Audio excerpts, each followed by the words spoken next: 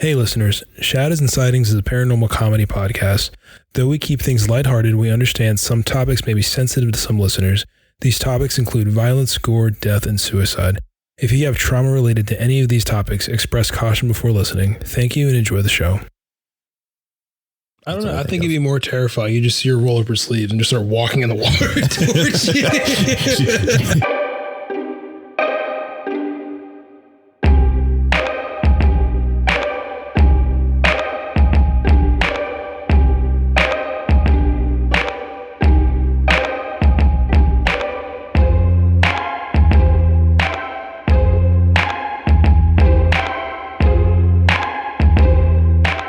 What's up, everybody? Welcome back to a new episode of Shadows and Sightings, where we talk about all things spooky and strange and all that other good stuff. I'm Taylor. I'm Nick. And today we're going to be talking about some good old-fashioned, what's the term, Nick? I don't want to say Mexican folklore. It's more Central America, Central America, Southern America. I mean, it's even in the States, too. Yeah, a couple other places, I think, as well. But the crying woman. Or in Spanish, La Llorona, more commonly known, so... Which I'm not even going to attempt to call her by that. All good. This whole time, because I do not want to butcher the pronunciation. Yeah. The crying woman, the wailing woman. The woman who did some pretty devious things. In some versions of it, yeah. That's the versions I've seen. She's been kind of a villain. She's kind of a villain. In her villain era. In her villain era. She's a villain in some instances, and others it's more of like a vengeful spirit where she was kind of a victim. How she kind of handled it, though, was like kind of messed up. But I would say that's putting it a little mildly. Yeah, so this will be interesting. It's definitely a story that I grew up listening to. Oh, yeah? So I'll recount like the stories that the versions that I heard growing up, and then we can go into like the other ones, like the more commonly. Yeah, I'm down for that. That sounds like a good time. We're always looking for good Nick content here. Yeah, Nick content, but yeah. Anything interesting happened this week though? Oh man, just doing my job, doing my thing. I'm sorry in advance if my voice is a little more grating than usual because I'm losing it from doing all my shows. But nothing out of the ordinary this week. I've been watching a lot of the YouTube. You know the channel called Dead Meat? I remember you telling me about that. Yeah. That's like the Deadpool lore, right? No, not Deadpool lore. It's like horror stuff. Oh, okay. And they have an account called The Kill Count. Yeah. So I've been watching a lot of those. So I feel like I'm working through a big backlog of horror movies that I've never seen. And they condense it down to like half-hour sized bites. So I feel like I'm cruising through these, gearing up for Halloween. Oh, that's what's coming up quick, man. I know. Today is the second day of fall. Oh, was that yesterday? Yeah. Oh, yeah. That makes sense. It feels like it today, finally. Yeah. Thank God. Brittany actually sent me this really cool of the Grateful Dead, like the skull. But it's like mushrooms and things. Nice. And it's like celebrating the fall equinox. Fall solstice. Yeah, that's pretty cool. I was like, man, I wish that was on a sweatshirt. You could get it on a sweatshirt. Maybe. If you can think it, you can do it. That's true. Anything's possible. Well, yeah, so I've been watching a lot of the kill counts, and I don't know if you've seen any of the Terrifier movies, but nope. Watching those kill counts, shit's brutal. Shit is brutal. Yeah. Again, there's one in the second movie that if you've not seen Terrifier 2, spoiler alert, there's some fucked up shit in that movie. So what is he's just like a demonic clown? I think that's the gist of it. Yeah, I think you hit the nail on the head there. I don't think he's human because he's been killed in each movie, I think, and he keeps coming back. So of all like the Michael Myers, Jason lore-esque thing where even though you kill him, they just find a way. Yeah. I was never against like the slasher movies. Oh, slashers are the best. Like I'll watch them and I appreciate them for what they are. I guess when I want to watch like a horror movie though, I'm looking for more of the supernatural. Not to say that those aren't supernatural, like Freddy Krueger and stuff like that. I mean, they're supernatural to it. So, but you're like into Hereditary. Have you seen Hereditary? Oh, I love that movie. I've seen the kill count for that. I've seen the kill count for that. I haven't watched it, but I need to watch it because just watching the kill count, there's not a lot of kills in it. But they're gruesome. But it's crazy. Yeah. They're gruesome. The part that always gets me... Spoiler alert for the movie Hereditary. Yeah.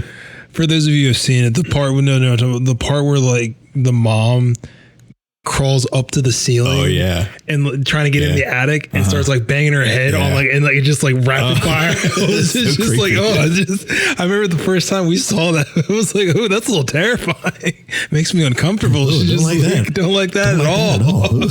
Again, spoilers for the movie. The like opening kill essentially, where the girl's like choking because she ate a peanut or something at the party. She sticks her head out the window to get air, and he is driving. Oh yeah, the sister, yeah, decapitates her. Yep. On its own, I was like, holy shit. It was definitely what's the movie, the A24. I've noticed a common theme with their movies. There's a substantial amount of suspense that builds up throughout the entire movie, and then for like the last 15 minutes or so, it just goes 0 to 100. Yeah. The last 15 minutes case of something going 0 to 100 in a movie. Hereditary was like that. The other movie where they're all tripping balls out in like Sweden. Midsummer was the same way. I don't know. I'd watched the kill count for that. So now I've finally I revisited. I know we talked about it before on an episode. Yeah. And it's kind of like it revisited of that movie. I don't know. It feels like it was kind of 0 to 100 the whole time because maybe. Going down. I mean, you could tell that it was never. There was definitely like an element of like unease from the beginning of the movie up until it goes like 0 to 100. What I call. Yeah. But. Sorry, we're spoiling all these movies. Yeah, so if you don't want movie spoilers, just skip ahead. We'll start talking about stuff. Yeah. Here in a few minutes. It was like the last 20 minutes or so of the film. It just goes. Yeah, well, because they blood eagled the one guy. Yeah. There's a blood eagle. And then what happened? They made the one guy commit like an orgy. And then the girl, Florence Pugh, sees that and she goes batshit insane because she was like, I thought this was my soulmate. And even though he was like an abusive asshole the whole time. Yeah, jerk. But then you kind of feel bad for him because they forced him into doing that in a way, I think. I'd feel bad for him. Yeah, I mean, like you shouldn't because he was a douchebag the whole time. Yeah. But they tried to paint him in like a light of, well, sometimes the circumstances affect a viewpoint, I guess, of a person. I get what you're saying, yeah. And then she has the option of saving him at the end or letting the whole place burn down. And she just lets it burn, yeah. Their movies are so good. Anytime I see like an A24, I get so pumped for it. They're hit or miss for me. The Green Knight was okay. I enjoyed The Green Knight. It was okay. It definitely wasn't what I was expecting. Not from like an A24 film. But they also did the Priscilla movie about Elvis and Priscilla, which I haven't seen because I hate that woman with a passion. So any chance I don't have to put any money in her pocket is a win for me. Is that her? Was that his wife or was okay? She's still alive? Unfortunately. That's crazy. What other A24 films? They had It Comes in the Night. Talk to Me. Haven't seen that one. The Lighthouse. I don't know if that one was so good. That one with you and your frickin' farts. William Dafoe. My favorite one they did was The Witch. The Vivitch, Vivi. That was the first one I've seen. I watched that. I had seen. Right when we came back from Salem. Because I had heard a lot of good things about it and never had seen it up to that point. It came in like 2016 or something like that. It came out a while ago, yeah. Saying 2016 is a while ago is bonkers to me anyway. But yeah, I would say that one's my favorite A24 movie. That one's got that eerie 0 to 100 thing you're talking about down to a T. It's like most of their movies are like that. There's this buildup of suspense and the last like 20 to 25 minutes of the film, shit goes insane. It just goes crazy. And I've noticed that, like I said, as a common thing within their films. They just had a new one come out, I think today on Max called I Seen the TV Glow, I think, or something like that. Ooh. I was watching the new series, The Penguin, on Max, and that was one of the advertised things. I was like, oh, I should watch that sometime. Civil War is another one that I want to see. That's A24, yeah. Is it A24? Mm-hmm. Man, they're everywhere. They're blowing up. It's like my like your go-to studio now. It's like, oh man, their movies are so good. Well, it's because they're unique for the most part. I mean, the modern movie is so formulaic at this point with how Marvel kind of set the standard for what a movie blockbuster is now, and they're kind of bucking that a little bit, I think. Yeah. Which is some of the off-the-wall stories they tell. Sure. You don't expect I guess, the outcomes of. I think it's worse that you do expect the outcomes. Because a lot of those movies, well, that's what I'm saying. What the outcome is gonna be. That's what I'm saying. That's what makes it so good. Is something effed up is going to happen, because throughout the entire film, there's just like hints of it and like elements of it, but you don't know what it actually is. I don't know. And then it just hits you. I'm on the opposite side where I feel like they teased what's going to happen the whole movie, and you know exactly what's going to happen. And then it happens. It's still that's what I'm saying. Like the entire. You're saying you don't know what's going to happen. I'm on the opposite side where I'm like, like in the first 20 minutes, you probably can guess exactly what's going to happen in the end. Gotcha. But getting there is still crazy and effed up, and you're still along for the ride because you're like, I got to see this happen now. Yeah. Like, in Midsommar, Florence Pugh's going to go crazy and, whatever, and join the cult, because they tease it the whole time because she's in the therapy sessions and they're like becoming a sisterhood and a bond. So she's going to choose them over the people she came with. But you still have to see. It's like watching a car crash. You know what's going to happen. You still have to see it. Yeah. That movie was so good too. Just uncomfortable. That's the unsettling. Unsettling is the word. I think Hereditary is the one though. It's just, and then it gets like the last 5 minutes of the movie, it just gets weird. Yeah. Like 0 to 100. Very weird. 5 to 10 minutes. It just gets weird. It's like, what? What am I watching? Yeah. Oh God. Yeah. A lot of weird stuff. A lot of weird stuff in those A24 movies. Anyways, welcome to Shadows and Sightings, paranormal podcast, where we do end up talking about spooky things. Yeah. For the most part. We do. And I think usually we have a pretty good time doing it. Our intros are a little long sometimes. They're a little unhinged, but... Can be. A little unhinged. Speaking of unhinged, let's talk about... How do you say it? La Llorona. La Llorona. There you go. The crying woman. The crying woman. So... we started talking about this kind of last week after our record with Courtney, and you were super excited about this. It's a story that I've grown up with a lot. Okay. So hearing about. I did some research on it. I'm not coming in blind like I did last week, where I didn't have anything. I do have some insight on what we're talking about, but I'm going to let you do the heavy lifting on this, because this is a story that we'll start at the beginning. La Llorona. The moaning woman who probably ended up at Diddy's apartment at some point. That's why she was moaning. Yeah, right. Like, oh my God. Just, 700 dildos. 700. That's insane. That's wild. That's nuts. Do you think she's moaning at the sight of the dildos? Or is she moaning because of the dildo? I think she's just crying because she's a victim in Diddy's, like... It's true. Like, it's true. She doesn't want to be there. She doesn't want to be there. No, nobody does. No. That piece of shit's going to get what he deserves. I hope so. I hope he does. God. I hope he doesn't get out of it. He won't. He'll get life. I hope he doesn't get Epsteined. No, that's why they have him on suicide watch right now. They had Epstein on suicide watch too. Oh, true. Well, I think there was more to that though. I think that was like somebody got... Diddy's got some shit on a lot of people. That's what I'm saying. Like Jay-Z and Beyonce and all them people. Yeah. With some crazy stuff. So anyways. Yeah, we'll see. But anyway, yeah. Moaning woman. Yeah. So wailing woman. Wailing and moaning and crying out for help. Okay. So tell me about your experiences with... So the story that I heard growing up was often you would hear her crying by the river, or you would see a woman in white, black hair, crying by a river, hearing things like, where are my children? Sometimes she might, speak to you. I'm assuming if you get so close to the point where, she approaches you, that's kind of like too late kind of thing. You're too close at that point. But...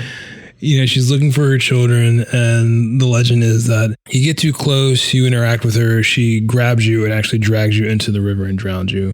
Okay. The version that I got was where she came from was that she was kind of like a neglectful, irresponsible mother, had young children, whether it was one or a couple, it always changed. I heard it was 2. Yeah, I've seen versions where it was 1. I've seen where it was 2. I had heard that she liked to party. She liked to, have a good time, and she wasn't like a responsible mom. And one day her children wandered off and she couldn't find them. An older mother figures like a grandmother or something, told her, hey, be responsible, watch after your children. You got to come back, bring them back home. And she wanted to go to a party or something like that night or whatever. And, the grandmother told her, no, you have children you got to watch, you can't really do that.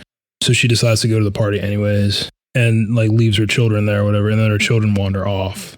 And they unfortunately find a river. They both fall in and they drown. Then from there, it's crazy with the grief. And is cursed to, haunt the rivers looking for her children, where she can't rest in peace until she finds like her children, which she never does because, they were killed and they're dead and they're gone. That's the version that I heard growing up. And of course, it makes sense. It's kind of one of those stories where it's like encouraging, responsibilities as an adult, trying to instill responsible values, I guess, as a parent, looking after your children, which I didn't put two and two together until just right now. Are we having an epiphany? Well, no, like in doing research on this and seeing like the versions that I read about compared to the version that I heard growing up, because I was kind of trying to think, I was like, why of all the things, like why did that version stick to like growing up? Right. Panama, where my family's from, it's a thriving country. They're pretty robust and they have a great canal. Yeah, and like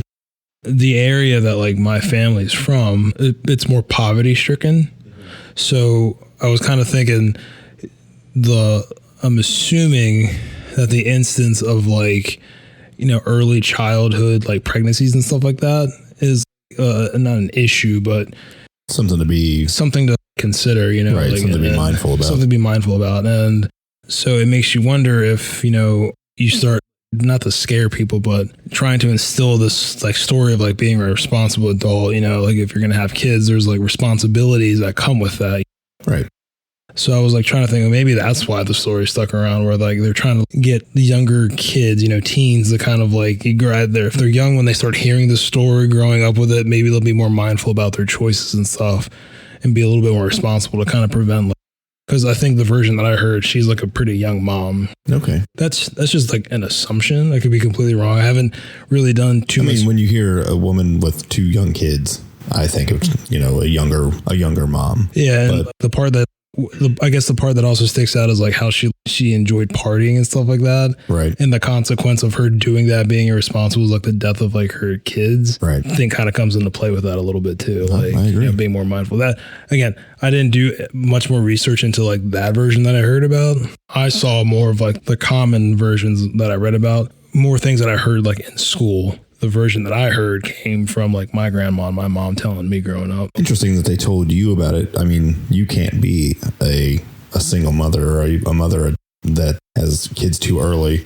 I don't think it was more of like, hey, just don't wander off and don't be playing in the river or near a stream or something like that. Well, I think that the reason them telling me that makes more sense, like, because that, what you just described is a pretty much common theme amongst all of the different versions. It's kind of like, right, stay away from the rivers kind of thing, like there's an element of like danger that's associated with that. And I hadn't got a chance yet to like, I wanted to like ask my grandma and be like, hey, so can you like tell me about where that version of your story came from? Because it's different from what I've read. So, and I'm sure the versions in Mexico are different than the versions in Colombia or the versions in, it's pretty common within Central America and Mexican culture, but each version's a little bit different. Right. The most common accepted version was that she was actually in the 1500s. It dates kind of back to the origins of Mexico, when the Spaniards arrived. She was a native woman who had an affair with like a Spaniard, like a nobleman.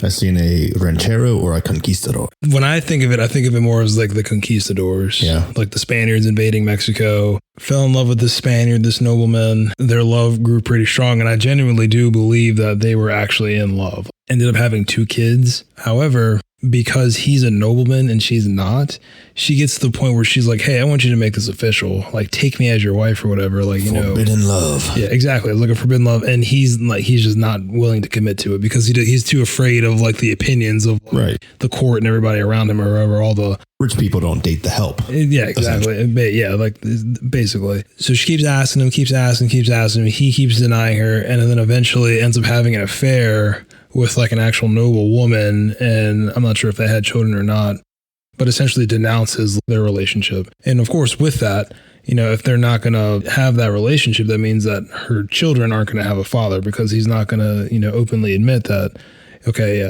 we're not a thing. And because we're not a thing, I'm also not going to acknowledge that, those are my kids. Right. And this is where the story gets, it takes like a dark, and I don't know why her mind goes, maybe it was just a broken heart, realizing that she's been being played all along by this guy and like their love really didn't mean anything. She ends up murdering her 2 or 3 children by drowning them in the river. and then realizes what she's done, and the grief kind of like takes over, and out of that she essentially like curses herself and is like cursed to like find her kids or whatever, because the grief is just like unbearable. And I think she ends up like committing suicide, drowns herself in the river, and then comes back as this like vengeful spirit. And now she's like cursed to like find her kids that she like murdered or whatever. Is it really vengeful though, or more of just a warning? She doesn't. Well, I guess she's vengeful because she kills people supposedly. So I guess so. Well, yeah, I guess you're right. Vengeful, but I mean, I get what you're saying though. It's because it's not like she was murdered or whatever. Right. Maybe she feels that like there was an injustice done to her by the conquistador or whatever, the nobleman, by not professing like his love for her or whatever in like a public manner, as the origins of her, Maria. So one of the other, in Mexican folklore, she's often referred to as La Malinche, Malazine, or Maria. I saw another thing where they think that she's actually related to the one of the Aztec goddesses of like fertility and motherhood. Oh, wow. This goes deep. Yeah, like I forget the Aztec goddess, and I'm probably like butchering this, but Chiaquatl. Which sounds right to me. Well, I mean, there's like Quetzalcoatl, who's like the flying serpent god. They say that the Llorona was a 15th century Nahua woman who were like the natives at the time in Mexico. Okay. They're thinking that the version that we have of her today is that she was a member of this tribe. And when the Spaniards came to Mexico with Cortez and like his conquest of Mexico and his quest of like essentially the fall of like the Aztec Empire, the tribe at the time, I guess, earned the good favor of like the Spaniards or whatever to get on their good terms with them, gave up offerings, and they gave like away like 20 women. Oh, okay. And she was one of the slaves that they sold. And Cortez, as he was like trying to conquer this land and explore. Hernan Cortez sticks out to me. Like 7th or 8th grade or a world history question. I had to go up and write it on the board. And I got it right. And I even had the little, what's the apostrophes? The tilde? What is it called? I think it's called a tilde. The little. Is that what it is? The little thing. Yeah. And I even put those in his name. And the teacher was like, wow, you even got those in there. I was like, is that extra points? She's like, yeah, sure, why not? Yeah, sure, yeah. I don't know what, man. It's just crazy what sticks with you. Yeah. So this tribe, indigenous, to the area, as Hernan Cortez is expanding and trying to conquest, and fight the Aztecs or whatever. She's one of the women that is given as an offering or a gift. As a prize. Yeah. But he realized that she could speak the language, but also could understand. So she was like a translator. So she could speak Spanish. Somehow, like there was a certain dialect. Aztec and Spanish. There was like a certain dialect that she could like kind of navigate him, and he saw that, so he kind of took her under the wing. And I thought this was kind of interesting. So apparently in Mexico, it's like a common name, like La Malinche. Mm-hmm. It technically means like to the effect of like a traitor. Oh. Some people though see her though as like a traitor, like to like the Spanish, to the natives of the area, to the Aztec Empire. Like the pre-Mexican, right. Others though kind of see her as if it wasn't for her, they wouldn't have like modern Mexico today, as what it is. So almost not a founding father, but kind of a founding father of Mexico, a traitor to one empire and a founder of a new one. So legend has it, well, I mean, I don't know if it's legend or not history, but apparently she had a kid with Cortez. Mm-hmm. However, he took the kid back to Spain, but didn't take her. Well, this is where like the Llorona thing kind of comes in, where it's like she didn't fight enough for her to keep her kid or whatever, or at least to go with them. And they kind of feel like that's where the whole traitor thing comes, or at least in one way, that's where the whole traitor thing comes from, is like you kind of betrayed your own child because you didn't like fight back to get him back or whatever. And Maria is like the other version, like another name. It's like commonly like associated with her. And that's where the whole conquistador, like where her origins common, like of the ideation of where that actually comes from. Right. And I think I've seen a version of the story, and this might tie into Cortez a little bit, where she actually drowns the kids because she keeps seeing his features in them. So she sees him in their faces, and she eventually just gets so distraught about never being able to see the father again, or the husband, or whatever you want to call him. So she just straight up murders the kids, and then, like you said, in a fit of regret, she drowns herself, but then is ultimately denied access to the afterlife, quote unquote. Yep. And she's basically cursed to forever find her kids. Yep. So kind of, I don't know if that ties into that story particularly or if that's just another tidbit of the other, I mean, no, it is. I've heard that one too before, where it was where the noble man was like Cortez essentially. Right. So he showed up, he conquered, and then he goes back to Spain, collects all the glory and the riches and everything. Collects the debt. And yeah, but like leaves her in the dirt or whatever, and like doesn't, to her it probably was like a true love or whatever, and actually like, but to him it was just like a one-time thing. Like a concubine. A P. Diddy party. A P. Diddy party. A H. Cortez party with his 787 conquistadillos. Spanish dildos. He's like, instead of paying you in doubloons, I shall pay you in sex toys. Like, I'd rather not. You know what? Keep your sex toys and your doubloons. And your influenza. Yeah, exactly. We don't want any of those things. We don't want any of it, dude. We don't need it. We don't want it. We don't want it. We're good doing our human sacrifices. We don't need sex toys. I would rather. We're just gonna wait for this next eclipse, and and then we get the calendar up to 2012. Yep. Right, guys? Nope. That's what I mean. And that guy over there, that guy, you see that guy right there? He is happy that he's gonna offer his heart to the god. Oh yeah, he's trading for it. This man is running 30 miles a day to get. You're gonna say running 30 miles an hour. Like he's booking it. Could you imagine though how crazy that would have been? Like being like a Spaniard and coming over, to Mexico or whatever, and seeing like their sacrifice. Well, that's like kind of where the term savages comes from, I think, right?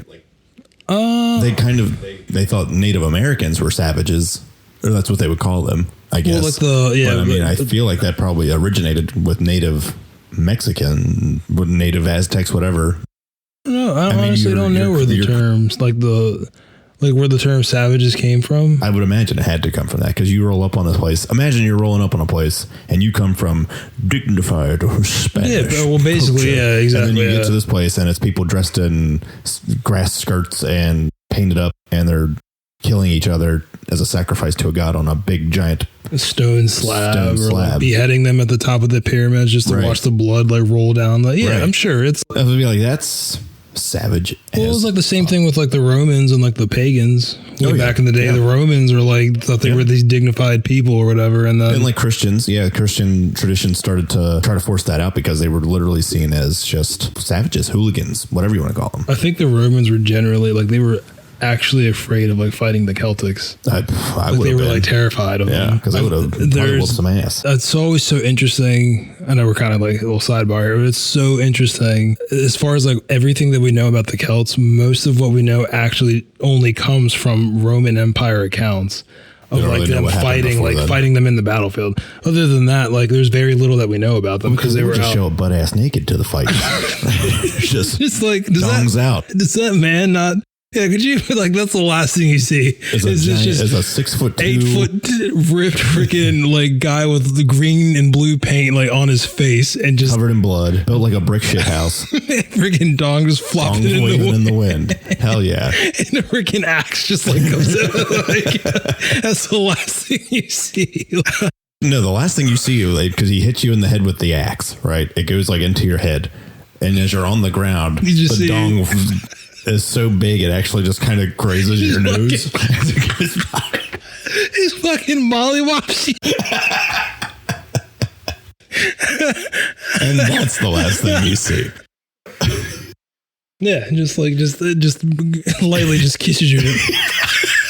And that's where they get the snakes in Ireland getting driven up by St. Patrick. There's a snake kiss, I swear. There's no way they can be that big. I kind of want to know now, like, what did inspire the term savages? And that's just like such a broad term too. Yeah. I mean, I know I gave the reference of like Native Americans and natives to Central America at the time, like Aztecs and stuff. But I'm sure that anytime the English or Spanish or French would go somewhere new that was not as civilized as them, they would instantly just be like, "Oh, these people are savages. They're uneducated. They're uncivilized. They don't use forks. They don't use napkins. They're just primitive species. So they're savages. They're feral." Yeah, so I'm sure that's just where it comes from. That's how they saw them. Yeah, that's how. I'm sure it wasn't just a unique name for people that they encountered in the Americas. No, then I'm sure there's multiple terms that have been derogatory terms that have been used to like describe natives of, it's. I've seen in another version of her story, the children are actually illegitimate and she drowns them so that their father can't take them away to be raised by their new wife.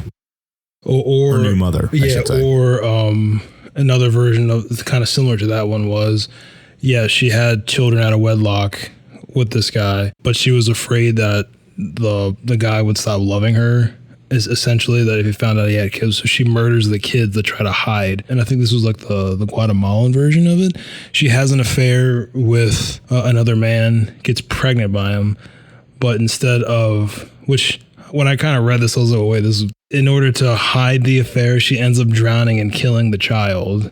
Okay. To conceal it from like the husband or whatever. Mm-hmm. But then I'm thinking, well, wait, the husband would have saw that you were pregnant.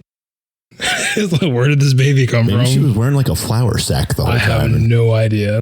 They just didn't, in a big old dress, and they just didn't mingle for like 9 months. So there's so many different versions, of how it kind of transpired. Did you read anything on like similarities of like other cultures and stuff like that? As far as for example, in Slavic folk culture, they have what's called the I think I'm pronouncing this right, the rusalka, which is a woman who died near a body of water and then is said to lure men to their death either through seductive voice or appearance, kind of like a mermaid or a siren. Right. Similar to like, the crying woman, whereas they're kind of more, the rusalka is more born out of like just a woman that was killed by the river and her spirit kind of is like left there to haunt it. Well, seeing what you're referring to, they came to be after a woman drowned due to suicide or murder. So I guess they're not really sure which one it was. Okay. And then it says, especially if they had an unwanted pregnancy. So if you were expecting and you didn't want to, then apparently people would blame people going missing on that. Then you have the Greek legend of Jason and Medea, kind of also in the same vein. The woman who murders her children as an act of a revenge against her husband who left it for another woman. So this story kind of transcends multiple places. And again, like you were saying, just in Central America and United States, the versions of the stories are pretty all over the place, but also still very similar. Yeah, like Venezuelan cultures, theirs is a little bit different. The spirit of La Llorona in that culture is more or less a woman that died of sorrow after her children were killed, either by herself or by her family. At that point, I could see the whole theme of it being like a vengeful spirit. It makes more sense in that culture, where if it's the spirit arose because her children were murdered and taken away from her. So now like this vengeful spirit has been born out of, okay, my kids were murdered and I'm going to search for them and I'm going to murder, like any other person that kind of like, is this my child? No, murder them. Is this my child? No. But to kind of tie it back to what you were saying earlier, I think the overall arcing theme of what the intent of this legend is more or less kind of steer kids away from danger. It seems to have two different, depending on how you look at it. Yeah, one is a connotation of, like you were saying, the story you grew up with, be a responsible mother to your children so that they don't end up dying. Yeah, and you regretting it. Yeah. Two, it being just a way to keep kids from playing near dangerous bodies of water. Yeah, like unsupervised and stuff like that to prevent them from drowning. I guess a third is just I don't know if the right term would be a warning to women who maybe are being a little irresponsible with who they are mating with. That's true, because a lot of these men were kind of dickheads, Right. Oh, well, think twice about what you do with this guy because he might just end up leaving you and then you're going to have a kid. And yeah, exactly. The spirit of the wailing woman takes over and wants you to murder your kids. Yeah, I guess from that version of it too. A lot of it is just like cautionary tales. Because you're right, that is a reoccurring theme with like a lot of the men in the stories. Is they're either they're kind of playing the women for not fools, but like essentially their prizes or their they're not treating them as like people. They're treating them as like a prize or whatever. And then once they've gained all that they want to gain out of the interaction, they kind of cut ties and no longer value them. And then you're there, a single mother, and then what do you do? Yeah, it's definitely interesting. I've seen a version too, not to into where these origins and stuff come, but less of a version, but more of a trait, where if you hear a baby crying, she's closer to you. Like the closer the baby's crying sound is to you, the closer she is to you. But if you hear her wailing, that means she's further away. and you can still escape. I heard a similar version, kind of sort of. It wasn't so much a baby crying. It was more hearing her cry. So if you hear the wailing far away, she's actually very close to you. If you hear it up close, then she's a good bit away and you still have time to escape. Interesting, though, as far as how she's depicted. So those are the origin stories of where she came from. But what she normally appears to look like is, at least the version that I grew up with was... I think she looks like Samara from The Ring. Yeah, basically, essentially that, yeah. So like the white dress, the long, sopping wet, the long black hair. Sometimes she has like a veil over her face. Brittany actually sent me this picture the other day. It was really cool. It was like an artist drew. It wasn't Llorona, but like she was like, oh, this kind of like looks like what she's described as. And it was like a woman in all white, and she had a veil over her face, but the veil was only covering half her face, and the half of the face that was covered was like a demonic looking skeleton. Yeah. And then like the part that was sticking out was like the black hair, like the pale skin. Oh, that's cool. But depicted as wearing a white or black dress, hooded cape or veil, long razor-like fingernails. Some versions of it, she has the bones of her dead children embedded in her backbone. I did see that too. That's wild. Gruesome. That's gnarly, dude. Oh, could you imagine? That's just imagine seeing that. Like, nope, that's not normal. That's not. I'm not worth. No, it's okay. I'm not. I didn't sign up for that today. I don't even have kids. I don't even care. This is not go the other way. I don't know who your kids are. I don't know who you are. I can't swim. You know, they're right there. Let's just let bygones be bygones. You go your way. I'm going to go my way. I was just looking for the restroom. Clearly, it's not here. No, oh, you're getting closer. Okay. Yep. Okay. It was nice to meet you. I'm going to leave now. I seen a story. She's described as a woman who wasn't quite all there, who killed her 3 girls. She doesn't know that her children are dead. She wears a long black cape with a peaked hood and goes around institutions and foster homes looking for her kids. If she sees a girl who looks like one of her daughters, she tries to cut out that feature. So I'm assuming a feature that if you look like, nose, eyes, cheeks, whatever, cuts out that feature. What? And then she comes around 3 days after it rains. That's nuts. I've never heard of that version. So she apparently attacks bad people in juvie is another story.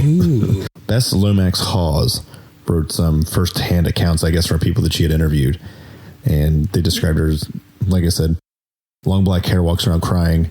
I heard from a counselor at juvie that she had 2 kids that she had drowned because they were bad. She drowned them in Tijuana.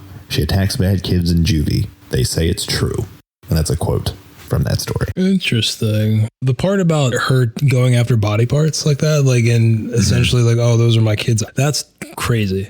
That's why I've never heard of that before, which I wouldn't put it past you. Like, I was like, if that's a version out there that exists, that's more, I don't know. I mean, I guess any version of it's like sadistic. Yeah. She's either trying to murder you by drowning you or cut off your face. I think I would much rather be drowned.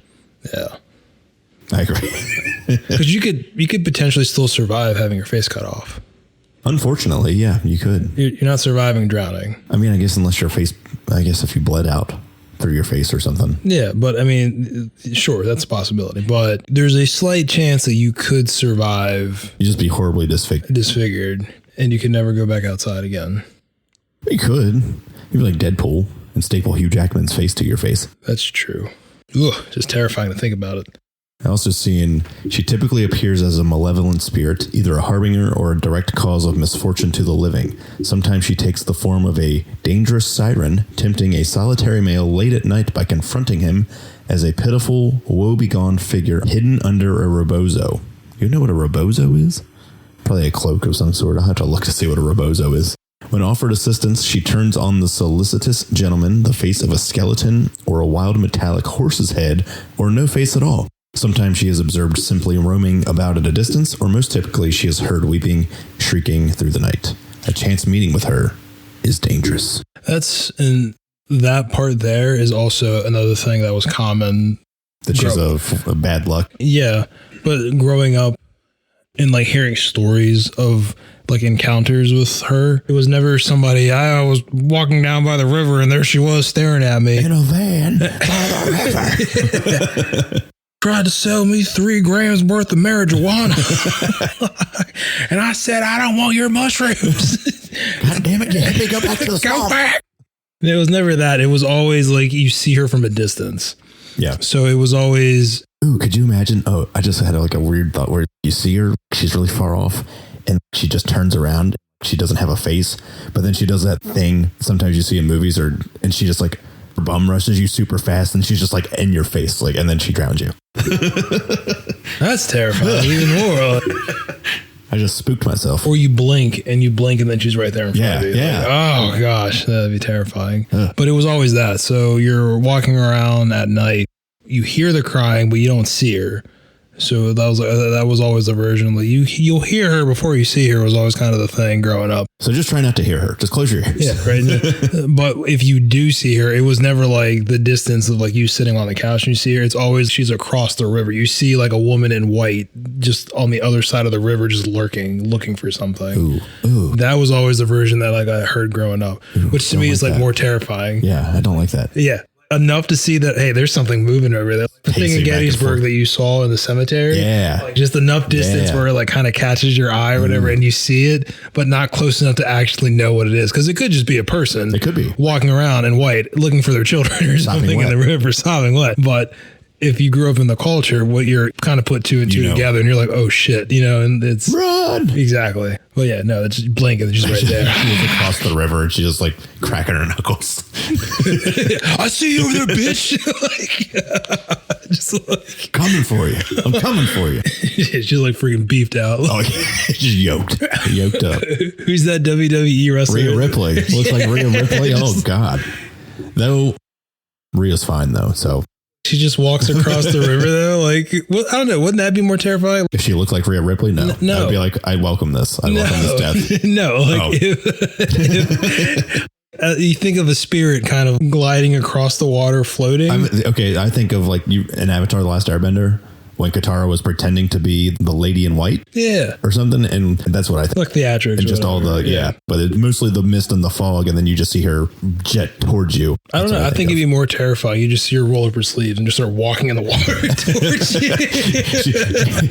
It's a deep river, but she doesn't like sink though. Like she's still like above the water. No, I'm thinking she walks in, and you like most people, it would slow them down, and they would have to like start to swim. She just walks directly in. And then she just comes right back. just like still the same stance, like rolling, like cracking her knuckles, pulls out like brass knuckles. A baseball bat. Yeah, like I got a bone to pick with you, sir. You seen my kids? I haven't. I really haven't. I don't know what you're talking about. I just got here. I'm on my honeymoon. I'm from Nevada. I don't know what this is. What the fuck is a Nevada? Is that my child? No, there's no kids. Just, and the last thing you see is just a baseball bat, a yoked up spirit with a baseball bat and a freaking dong just kissing you on the nose. No. Why does she have a dong? I don't know. Nothing makes sense in the spirit world. It's true. Have you seen I can never remember the Conjuring, that whole universe? Have you seen any of you've never liked The Conjuring, Conjuring 2, Annabelle movies? I think The Nun is like the same universe. Yeah. It's all by, It's, and, Blumhouse, I think, does all those movies. Yeah, but they did one about Llorona, which was awesome. The Legend of Llorona? I think so. Curse? There's a couple of different movies. Yeah, she's referenced the first film. This is a 2019, The Curse of La Llorona. I think that's the one. But it was really good. I think you were right. It was the curse. It was the last film in the Conjuring universe. Is that what it was? So far, I guess. I thought they had one recently, like The Devil Made Me Do It or something. Well, okay. I rescind that. This quote is: "The Curse of Llorona was the last film in the Conjuring universe that arrived into the post-production state when Lorraine Warren was still alive." So, if you don't know who the Warrens are, they were like the OG ghost hunters. They've like investigated the Amityville horror and all that stuff. Basically, what all of these movies are based on are all cases that they ever worked. So it was just the last movie she was alive for, not the last one in their little universe. So I guess as far as like pop culture goes, a lot of those movies, there's a lot of movies on her. First one was actually filmed in 1933. Really? Yeah, that's wow. Well, I saw that. I thought it was surprising. But I read the plot to it, and from what I gathered, it was more of a Scooby-Doo esque kind of thing. That'd be a great episode of Scooby-Doo. Well, no, like reading. I know what you're saying. It's like very like slapstick. Not so much slapstick. It was more of like just goofy. No, there's like these hauntings that are happening or whatever, and they think it's the curse or whatever, and then at the very end of it, they find out that it's actually just like the maid.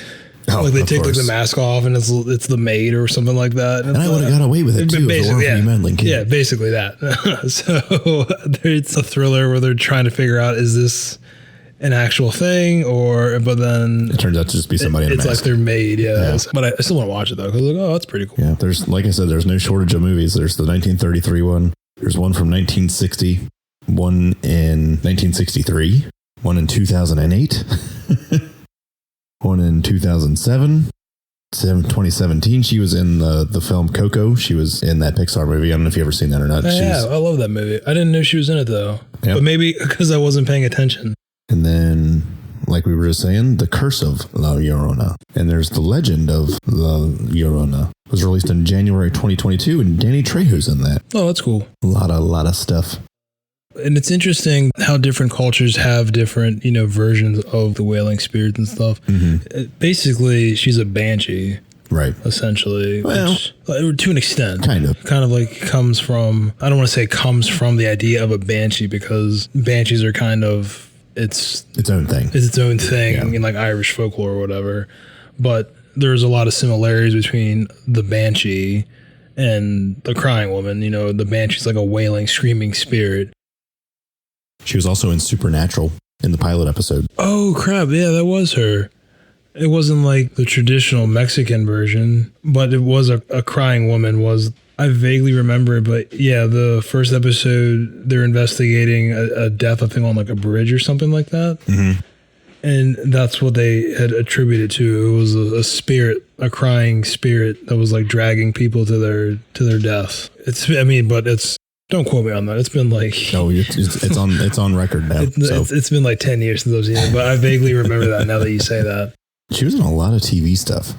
There's a lot of TV shows I have never really watched, but TV series called Grimm. You remember that? I do remember seeing advertisements for that. Vaguely, yeah. That was in 2011. She was in Riverdale. I've never watched Riverdale. I have not either.